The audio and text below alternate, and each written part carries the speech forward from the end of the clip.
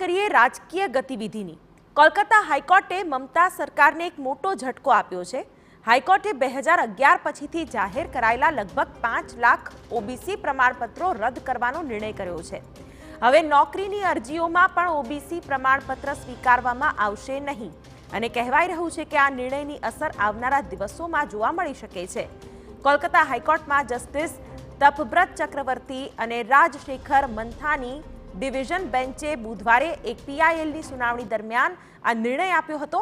આ પીઆઈએલમાં OBC certificate જાહેર કરવાની પ્રક્રિયા પર સવાલો ઉઠાવવામાં આવ્યા હતા। આ કેસમાં કોર્ટે સૂચના આપી હતી અને કહ્યું હતું કે 1993ના કાયદા હેઠળ રચાયેલા પશ્ચિમ બંગાળ પછાત આયોગ દ્વારા નિર્ધારિત પ્રક્રિયાઓ અનુસાર જ ઓબીસી પ્રમાણપત્રો બનાવવામાં આવે। સ્વાભાવિક જ મુદ્દો ઓબીસી અનામતનો છે તો તેને લઈને રાજકારણ થશે જ। ભાજપે આક્ષેપ કર્યો કે તુષ્ટિકરણની રાજનીતિને મોટો ઝટકો લાગ્યો છે। આપને એ પણ જણાવી દઈએ કે કોલકાતા હાઈકોર્ટે ઓબીસી સબ કેટેગરીમાં મુસ્લિમોની અનામત સમાપ્ત કરી દીધી છે, જેને લઈને ક્યાંક આ રાજકીય નિવેદનો પણ કરવામાં આવ્યા છે। એક તરફ વડાપ્રધાન નરેન્દ્ર મોદીએ જાહેર મંચ પરથી દીદી પર પ્રહાર કર્યા અને કહ્યું કે તુષ્ટિકરણમાં ડૂબેલી મમતા સરકારને આજે કોર્ટે તમાચો માર્યો છે, તો સામે પશ્ચિમ બંગાળના સીએમ મમતા બેનર્જીએ જાહેર મંચ પરથી કોલકાતા હાઈકોર્ટના આ ચુકાદાને માનવાનો ઇનકાર કરી દીધો છે।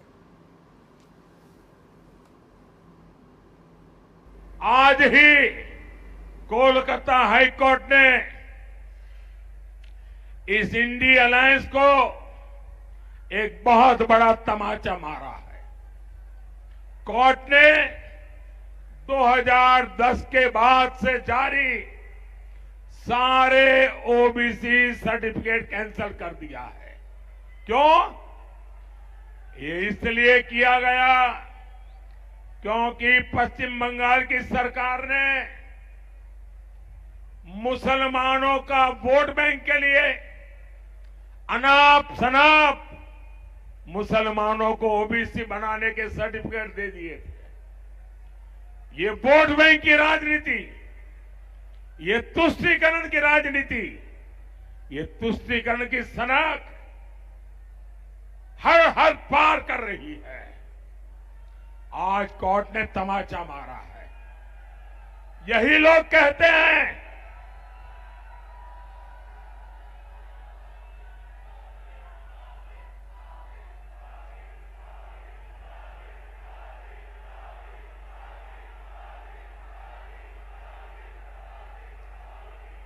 साथियों, ये खान मार्केट गैंग